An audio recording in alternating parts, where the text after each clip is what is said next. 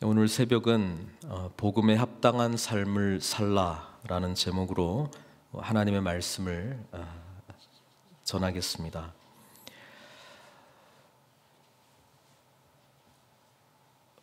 올 한 해라기보다는 계속해서 우리 늘푸른 선교교회의 정체성 또는 앞으로 나아가야 될 방향이 새 표가 붙어야 될 자리에 붙여 놓았습니다.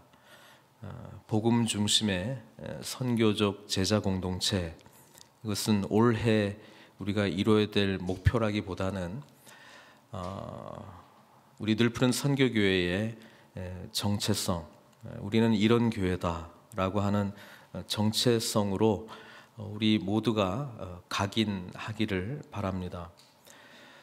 교회는 복음 중심의 교회입니다. 그래서 이번 한 주 동안에 복음 중심의 삶이 어떤 것인가를 하나님의 말씀을 통해서 조금이라나 나누기를 원하는데요. 로마서에 나와 있는 특별히 오늘 본문은 굉장히 중요한 부분이죠. 왜냐하면 1장부터 8장까지 사실 복음이 무엇인가, 예수 그리스도께서 우리를 위해서 어떤 일을 하셨는가, 또 예수님을 믿고 난 이후에 성령께서 인도하시는 삶이 어떤 것인가에 대한 교리적인 내용이었다면 9장부터 11장은 이스라엘 공동체에 대한 특별한 하나님의 메시지를 전하고 난 이후에 12장부터 마지막 장까지는 그렇다면 그러므로로 시작하거든요. 그러므로라고 하는 것은 이미 전제가 되어 있습니다. 예수님께서 죄인인 우리를 구원해 주시고 또 성령 안에서의 삶을 살아갈 수 있는 능력을 부여해 주셨다면, 그렇다면 우리는 이렇게 살아가야 된다라고 하는 것이 12장부터 이제 쭉 나와 있는 거예요. 1장부터 8장까지의 내용이 어떤 것인지 이해가 되지 않고 경험하지 못하면 12장부터의 내용은 반드시 율법적인 접근을 할 수밖에 없습니다. 왜? 이것은 예수님을 못 만난 사람이 지금 이 말씀 가지고 형제를 사랑하고 서로 우애하고 존경하기를 먼저 하고 부지런하고 게으르지 말고 이것 쭉 읽으면요, 다른 유교에서 가르치는 거라든지 다른 선한 것을 가르치는 종교하고 아무런 차이가 없어요. 우리 예수 믿는 사람들이 선한 삶을 살도록 부름받았지만 그 부름받은 이유가 있습니다. 그것은 예수님을 만난 자가 나타나야 될 삶의 모습이기 때문에 그렇습니다. 그래서 이것을 12장부터 나오는 모든 것을 율법주의적인 접근을 하는 사람의 특징은 이렇게 나름대로 살고 있기 때문에 다른 사람을 판단하는 마음이 굉장히 많이 생겨요. 여러분, 예수님을 만난다는 것이 무엇입니까? 내가 얼마나 추악한 죄인이라는 것을 깨달은 자예요. 정말 죄 때문에 나는 죽을 수밖에 없는 자라고 하는 그 자신의 추악한 모습을 발견한 자예요. 그런데 예수님 만나니까 예수님이 그런 나를 구원해 주셨어요. 이 구원의 의미를 보니까 나는 죽을 수밖에 없는데 예수님께서 나의 죄를 대신 지시고 십자가에서 죽으셔서 나를 용서해 주셨을 뿐 아니라 놀라운 하나님 나라의 자녀로 삼아주시고, 하나님 나라의 자녀로만 삼아주신 것도 감사한데 하늘의 모든 지혜와 모든 보화와 모든 좋은 것들을 나에게 기업으로 주셨다라고 하는 거예요. 그뿐만 아니라 하나님 나라의 비전이 무엇인지를 알게 해주시고, 그리고 하나님 나라의 비전에 쓰임받는 사명자로서 살아갈 수 있는 그런 은혜를 베풀어 주셨다는 거예요. 그래서 이 복음의 메시지가 우리한테 정말 나의 삶을 전인격적으로 변화시킨 놀라운 사건이다. 이게 이해가 되지 않으면요, 뒤에 12장부터 나오는 이거는 내가 마치 노력해서 어떻게 얻어야 될 어떤 경지인 것처럼 생각할 가능성이 굉장히 많습니다. 그리고 이것을 지키기 위해서 노력하죠. 노력을 하지 말라는 게 아니에요. 노력합니다. 그런데 노력의 결과가 나는 형제를 사랑하고 우애하는데 저 사람은 왜 형제를 못 사랑하지? 사랑하지 못하고 또 10절만 보겠습니다. 일단 예를 들게요. 형제를 사랑하고 서로 우애하고 존경하기를 서로 먼저 하며. 이제 뭐 교회 생활 열심히 하고 나름대로 이제 하니까 우리 성도들한테 사랑을 제일 먼저 전하는 방법이 그냥 인사하는 거 아니에요. 인사를 하는데 어느 날 이런 생각이 드는 거야. 저 사람은 왜 내가 먼저 가서 항상 인사해야 되지? 여기 먼저 하라고 돼 있잖아요. 서로 먼저 하라고 돼 있는데 내가 왜 항상 내가 먼저 해야 되지? 저 사람은 왜 나한테 먼저 인사를 안 하지? 여러분, 이 생각이 들기 시작할 때는 사실 예수 그리스도께서 우리를 위해서 행하신 놀라운 일들을 우리가 경험을 했고 이전에는 진하게 알고 있었다 할지라도 지금 망각하고 있는 거예요. 누가 먼저 하고 누가 나중에 하고 이게 뭐가 그렇게 중요합니까? 죽을 수밖에 없는 내가 구원받았다는데, 하나님의 놀라운 은혜를 내가 맛봤다는데, 여러분 항상 복음 안에 우리가 들어가 있지 않으면요, 여기에 나오는 모든 것은 율법주의로 금방 변해버려요. 그게 우리가 싸워야 될 영적 전투의 삶 가운데 굉장히 중요한 부분이에요. 그래서 사실 지금 12장부터 나와 있는 거는 사도 바울이 이거 해라 1번, 뭐 10절 말씀 지켜라, 11절 말씀 지켜라라고 하는 내용이라기보다는요, 주님 안에 있으면 그 놀라운 은혜를 경험한 자는 이런 삶을 살게 될 것이라고 하는 그 변화된 삶의 모습을 그려주고 있는 거예요. 스케치북처럼요. 그래서 우리는 이 말씀을 묵상하면서 우리가 주 안에 있는가, 그거를 점검하게 돼 있어요.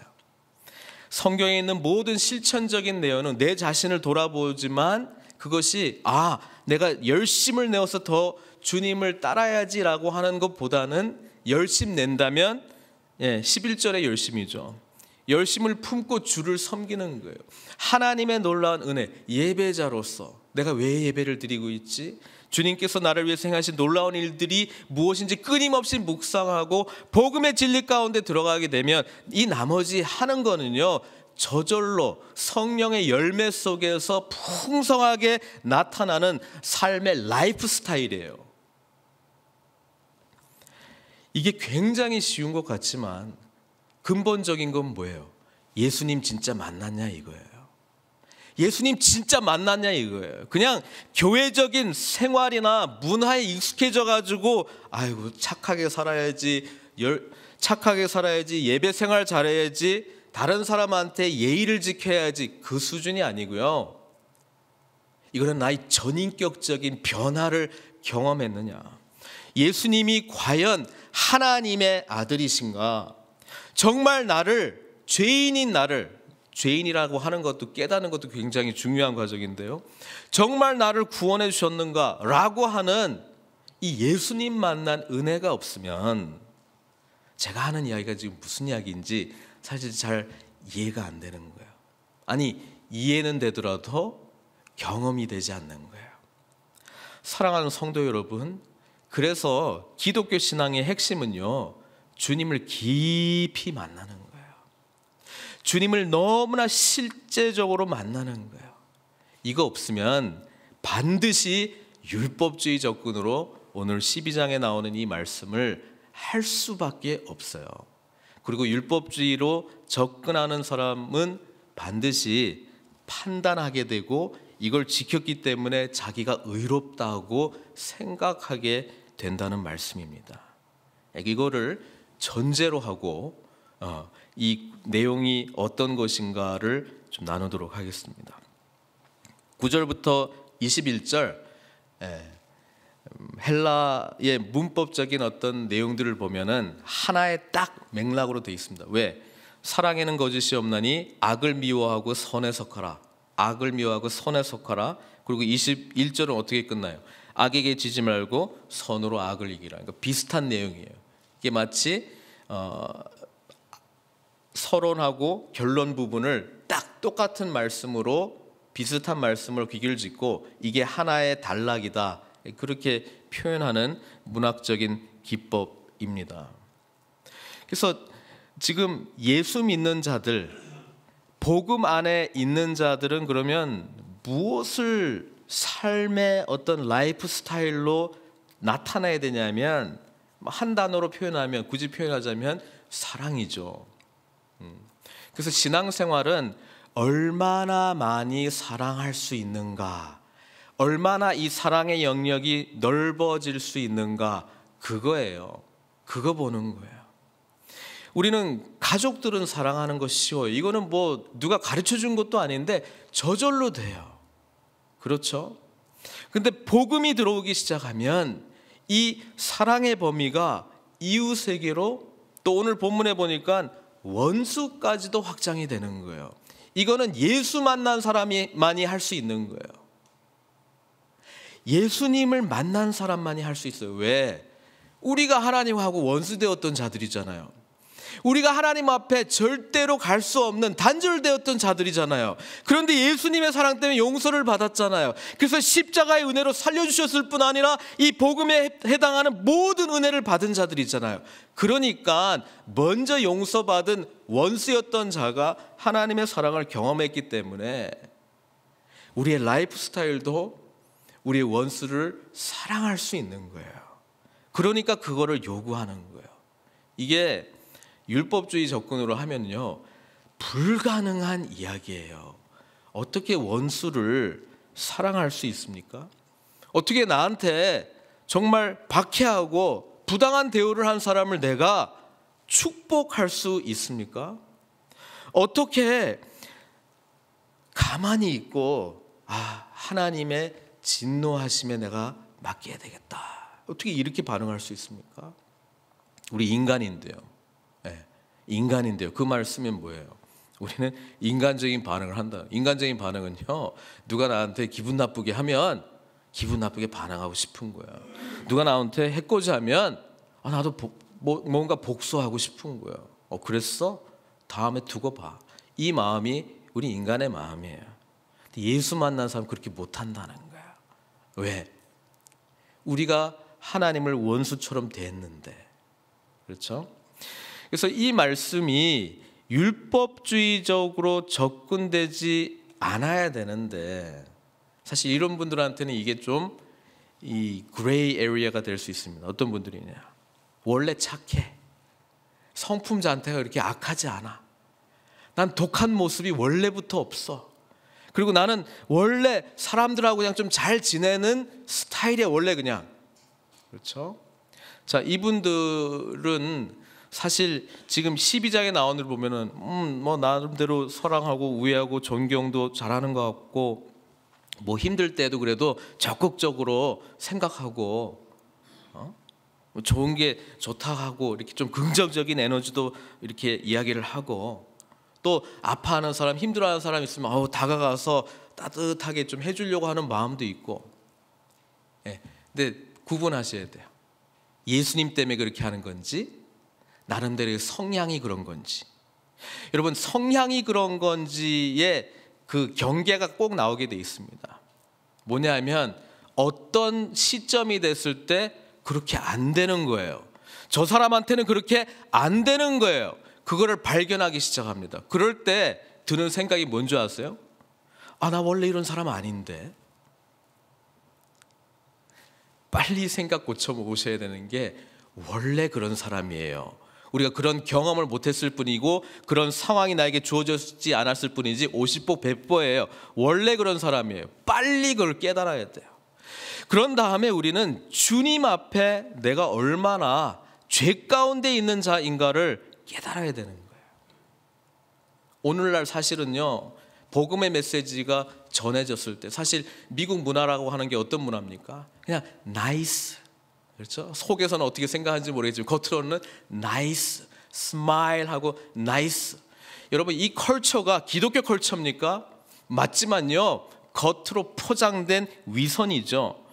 9절에 나오는 거짓이라고 하는 단어는요, 위선적이지 않다라고 하는 거예요. 우리가 남한테 얼굴로는 표정으로는 나이스한데 내 속에서는 그렇지 않다라고 하는 것은 우리 죄된 본성이에요. 그걸 빨리 깨달아야 돼요. 예수 그리스도께서 우리 가운데 복음이 되셔서 우리를 복음으로 변화시켰다면 우리는 절대로 다른 마음이 없어요. 진실되게 그 사람을 사랑하고 축복하는 마음이 들 수밖에 없어요. 왜? 예수님이 내 삶의 주인이시기 때문에 그래요. 사실 오늘 기독교적인 어떤 문화 속에서 나이스하게 다른 사람한테 대하는 문화가 여러분 복음 진리에 변화된 삶이라고 착각하신다면 여러분 탕자의 비유를 다시 돌아봐야 됩니다. 탕자의 비유가 뭡니까? 예수님께서 말씀하셨잖아요. 아버지의 재산을 먼저 아버지가 돌아가시지도 않았는데 먼저 받아가지고 완전히 탕감해가지고 그냥 허랑방탕한 삶을 살다가 다시 돌아왔는데 아버지가 기뻐해줬다는 이야기 아닙니까? 그런데 우리는 그 사람은 적어도 우리는 아니지 않냐? 나는 뭐 그렇게 나쁜 짓 한 적도 없고. 근데 원래 탕자의 비유라는 제목보다도 요즘에는 그게 잃어버린 두 아들의 비유죠. 왜냐하면 예수님은 큰아들 지적한 거거든요. 큰아들은 아버지랑 늘 같이 있었어요. 뭐 나쁜 일 한 적 한 번도 없습니다. 그러나 동생이 돌아왔을 때 뭐예요? 분노가 가득해요. 그러나 어떻게 합니까? 경멸하는 마음이 있었지만 표현하지 않습니다. 그리고 뭐예요? 아버지하고 늘 가까이 있었지만 아버지의 은혜는 절대로 경험하지 못했고 오히려 뭐예요? 나이스하게 지냈어요. 그러나 동생이 왔을 때 본심이 드러나잖아요. 본심이 뭐예요? 쟤 왜 왔어? 아버지가 살진 송아지를 잡아요. 나를 위해서는 한 번도 잡아준 적이 없는데 쟤를 위해서 왜 잡아? 아버지가 옷을 입혀주세요. 아니 이때까지 당신의 종처럼 섬겼던 나는 한 번도 이런 파티 해준 적이 없는데 어찌 저 허랑방탕한 삶을 사는 가치 없는 자에게는 저렇게 은혜를 베푸십니까? 막 원망하기 시작해요. 사실 오늘 이 시대에 복음이 필요한 자들은 큰아들입니다. 큰아들은 잘 살았어요. 나쁜 짓 안 했어요. 아버지랑 가까이 있었어요. 그러나 하나님의 은혜를 경험을 못했어요. 예수님이 그 두 지적 다 한 거죠. 복음 중심의 삶은요, 내 자신, 깊은 내면의 내 자신을 발견하는 건데요, 어찌 보면 혹 우리 가운데 감당하지 못할 사람들이 자꾸 보이기 시작합니까? 그 결국 나쁘게만 보지 마시고요, 복음으로 초청하시는 하나님의 음성으로 들으시길 바랍니다. 복음 안에 있을 때 자유합니다. 복음 안에 설 때 우리는 사랑할 수 있는 마음을 하나님께서 주십니다. 근데 그 사랑은요, 내가 구원받은 이 은혜가 얼마나 엄청난 사건인가를 경험한 자만이 실천할 수 있는 사랑의 내용이라고 하는 사실입니다. 9절부터 21절까지 구구절절히 하지는 않겠습니다. 다시 한번 읽어보시고 이 말씀 가운데 하나님의 복음 중심의 사랑의 실천자로 살아갈 수 있도록 주님께 은혜를 구하십시오. 그럴 때 하나님께서 복음에 합당한 삶으로 저와 여러분들을 인도해 주실 줄로 믿습니다. 같이 기도하시겠습니다. 오늘 2018년도 시작할 때 복음 중심의 삶으로 우리 함께 말씀을 통해서 같이 나아갔으면 좋겠습니다. 복음은 예수 그리스도를 만나는 거예요. 여러분, 이 만남이 얼마나 엄청나냐면 우리의 삶 전체가 바뀌는 거예요. 큰 아들과 같이 주님과 같이 늘 있는데 혹 하나님의 마음과 사랑을 충만하게 경험하고 있지 못하다면 이 시간 또는 이번 한 주 계속해서 그 하나님의 사랑을 구하시기를 바랍니다. 그 하나님의 사랑이 엄청나게 커지기 위하여는 내가 얼마나 부족한 자인가를 인정하는 것에서 시작하고요, 내 가운데 있는 죄악이 얼마나 추악한 건지를 주님의 십자가 앞에 인정할 때 비로소 그 사랑이 시작되는 거예요. 나는 괜찮은 것 같은데 그래서 내려놓을 죄가 없습니까? 하나님의 기준에 내 자신이 그래도 십자가 없이도 그래도 괜찮지 않나요? 라는 생각 혹 가지고 계십니까? 아니면 정말 주님, 살아계신 주님, 나를 위하신 주님 아직 인격적으로 깊이 경험하고 있지 못합니까? 우리 크리스찬의 삶은 주님 만남에서 시작되고요, 우리 주님 만나게 될 때 우리의 삶이 전 인격적으로 사랑의 삶으로 변화될 줄 믿습니다. 이 주님 사모하면서 우리 간절히 좀 기도했으면 좋겠습니다. 함께 기도하시겠습니다.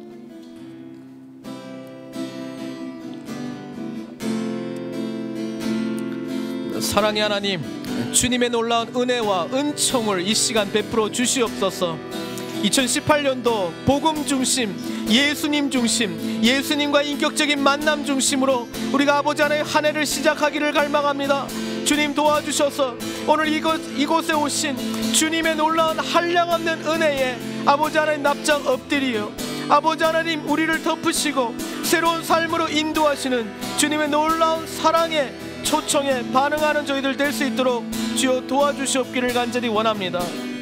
아버지 하나님, 주님께서 요청하시는 선한 삶을 살고 실천하기를 원하온데 아버지 하나님, 이것을 우리가 율법적으로 접근하지 아니하게 해주시고 하나님의 사랑에 반응하는 자로 우리가 나아갈 수 있도록 주여 도와주시옵기를 간절히 원합니다. 이 시간 주님, 우리 한 사람 한 사람 찾아오셔서 아버지 하나님 주님의 놀라운 사랑에 사로잡히어 하나님 아버지께 믿음으로 나아가는 자들 다 될 수 있도록 주여 도와주시옵기를 간절히 원합니다. 아버지 하나님, 신실하신 주님만을 온전히 바라보며 믿음으로 주님 앞에 온전히 고백하며 아버지 하나님 살아계심을 온전히 증거하며 주 앞에 나아가기를 소망하오니 주여 함께하여 주시옵소서.